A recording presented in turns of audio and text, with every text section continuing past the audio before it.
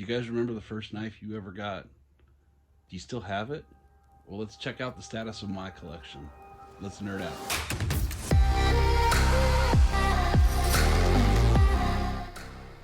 What is up, guys? Knife Nerd here, and today we're going to shoot a video that I have been procrastinating on for a couple weeks. I don't know why. It's just things just kind of get crazy at work and with personal lives and daily things that go on. And you know, you come home, you're motivated at work. It's like, yeah, let's go shoot this video tonight. And then you get home and it's just 13 hours later and you're like, nah, not today. So today is the day. Finally going to pull the trigger. Finally going to do it. So I am excited to show this with you guys. I think it'll be fun to look back, 6 months from now, a year from now, just kind of see where the collection started and, where it has come. So I can tell you right now, there's two knives that are not here that I'm really excited to eventually add to this collection. My EMP EDC Nimble should hopefully be here sometime this summer.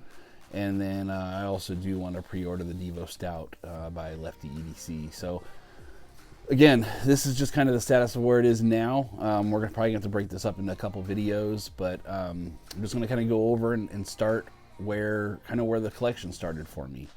I figure that's the easiest way to go through my collection. And so there's gonna be some knives on here that you can't buy. There's two knives for sure that I don't even know where you would find them, or no, excuse me, one knife for sure that I don't even know where you could find it. But we're just gonna go through it. These are the knives I have. So yeah, let's just go ahead and start off. The first two were knives that my dad got me. From just post military. They're both CRKTs, but we'll start with the first one. This is the M16 10K SF, and it's a Tano blade with the a serrated steel on it. It didn't get a ton of pocket time when I first got it. It was just a little different. Definitely doesn't have it's not easy, I guess to say, to carry. I always found these little the T handles that's supposed to look like on an M16. They just kind of always got caught in the pocket, either going in or coming out.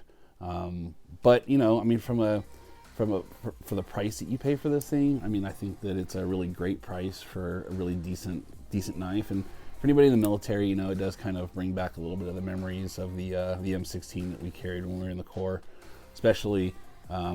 Before people were, I think that the M4 carbine is what they like to carry now, and the M16 is definitely from my generation. So that's that one. Again, that is the M16 10K SF. You guys can see it there. Also, let me know what you guys think about the way the camera looks. I did add a lens onto there, which kind of gives you a better wide angle view. But let me know how it looks. So yeah, that's number one. As I throw it. So the next knife is, again, it's another CRKT M16. This one was a little bit different. That a little red nub there will come into play. But I liked this one a little bit more just because of the fact that it didn't have the giant protrusions for the T handle. But this is the M16 10KZ. Still Carson design, but still got the serrations on there with the Tano edge. Just kind of let you guys see how it looks. But yeah, this one was weird. I remember the first time I tried to close it, my dad started laughing at me because when I went to hit it, it doesn't work if you just do the liner lock. You actually have to do the liner lock. Wait, first you have to pull down this little red thing here, and then once you pull that down, then the liner lock works with no problem. But again, this is just one, like these are knives that are just never going to leave the collection, only because of where I got them from and what they mean. But yeah, that is the M16 10KZ by CRKT. So the next knife I've already actually had on the channel. Actually, there's a couple of them that I've already had on the channel here. This is the first knife that my wife ever bought me. We were going fishing, and I needed to get a knife because I knew we were going to need one. And we were at Walmart, and it's a Gerber. You and see it there. I've never found a part number on it, but I think it was Jake from Ohio State who actually found the knife. It was part of a 10 package that they sold at Walmart. And it wasn't expensive. It was like $20 for, I think, 2 knives. But yeah, it's probably has the worst detent of any knife I've ever used. I mean, it's got thumb studs, but when you try to flick it out, it only comes out about that far. It's not that it's heavy, or it's just there's nothing there, and it's just really weird how it does that.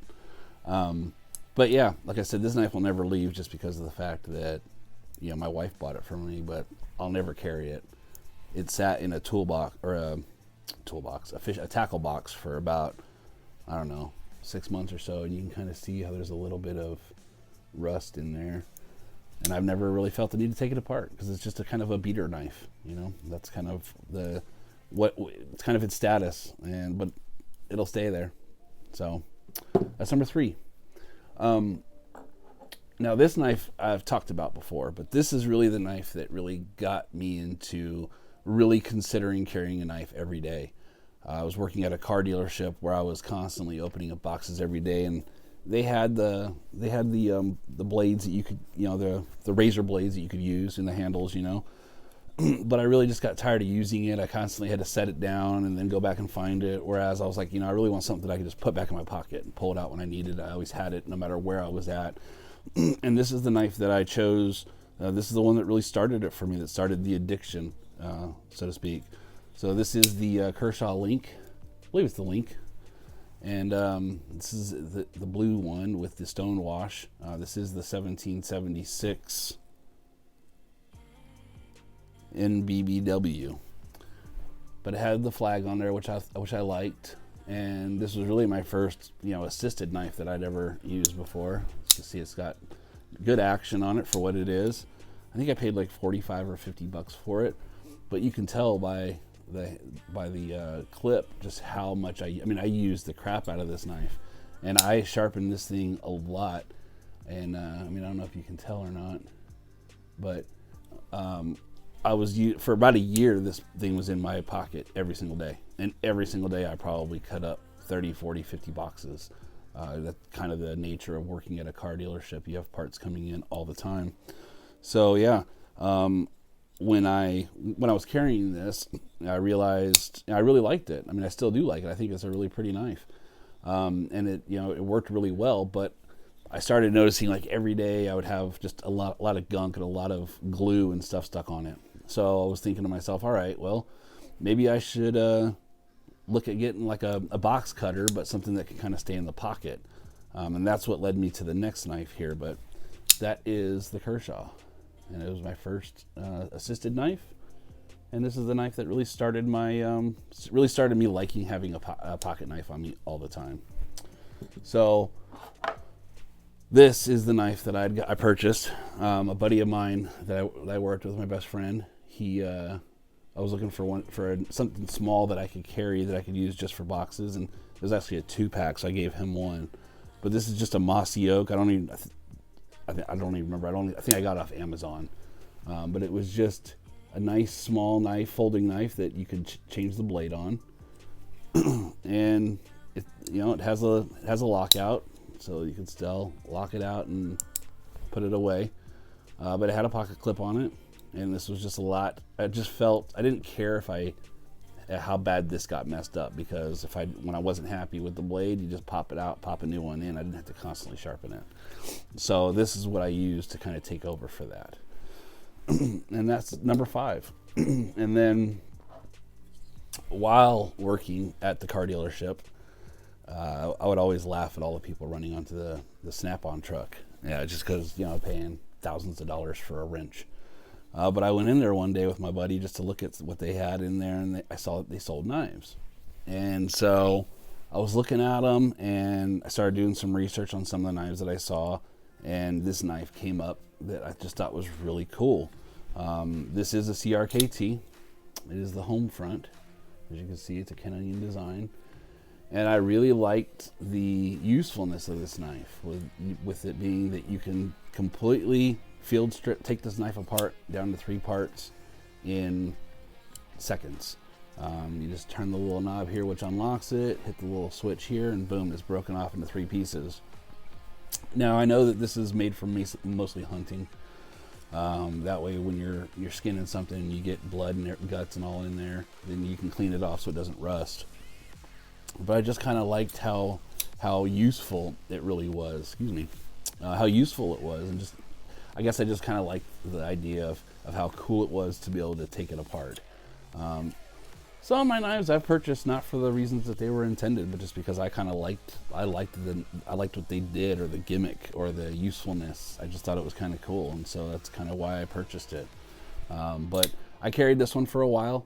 Not a lot of, there's a little bit of wear on the pocket clip there. I just like the size. I like the size of it. I liked that no matter what I was cutting, it was pretty easy to slice through with this. And yeah, this one lived in my pocket for probably about 6 or 7 months consecutively. I still would go back and forth between these, but I kind of liked the non-assisted about this. But yeah, this is definitely another one that had a pretty long life in my pocket. And this is the CRKT Homefront. So this next knife, we got 3 more here that we're going to talk about real quick. This was from my dad. He lives in California. I live in Ohio, and he was asking me what I wanted for Christmas. And I was looking on Blade HQ. I think this was actually the first knife I ever ordered off Blade, or had ordered off Blade HQ. I was definitely looking for something that just a little smaller, maybe something a little more gentlemanly, that I could take to work with me. And whenever I popped it out, it wasn't all a big ass knife like this that would make people wonder what the heck I'm going to do with it if I'm going to cut somebody's throat or something. I just wanted something a little more subtle, and so I found this Kershaw Decibel, and saw some of the reviews on it, saw a couple videos on it, and people liked it. I just really liked how small it was, and I mean even when it's closed, I mean it's a pretty small knife. This compared to the Homefront, you can see the difference there. It's a pretty big difference on the size, but I just really liked the size and then the function. The funny part is that literally like the first weekend I had it, my wife went to cut open a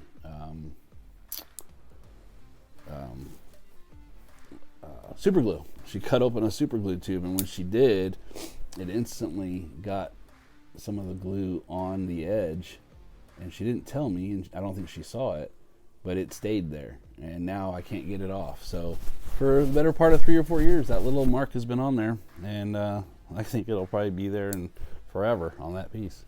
But that's the Kershaw Decibel. Going into the next knife, this one is from my father-in-law. He is really big into like whittling stuff and woodworking and things like that, and he knows that I love knives. Every time I would get a knife, I mean at this point when I got this, I mean I probably had maybe 5 or 6 knives. 7 knives, excuse me. And he knows that I liked them, and he also noticed that I didn't have any like traditional knives or anything like that. But he had a woodworking magazine subscription that was sent to him, and he'd always go through there and be like, oh, I want to get this and I want to get this. And one day he called me up and he's like, hey, come look at this knife I got. And he showed it to me, and I was like, oh, it's pretty cool. And then he pulled out another one and handed it to me. So this is probably one of the only traditional knives I really have in my collection. This is a Master Carver with 440C steel on it. It's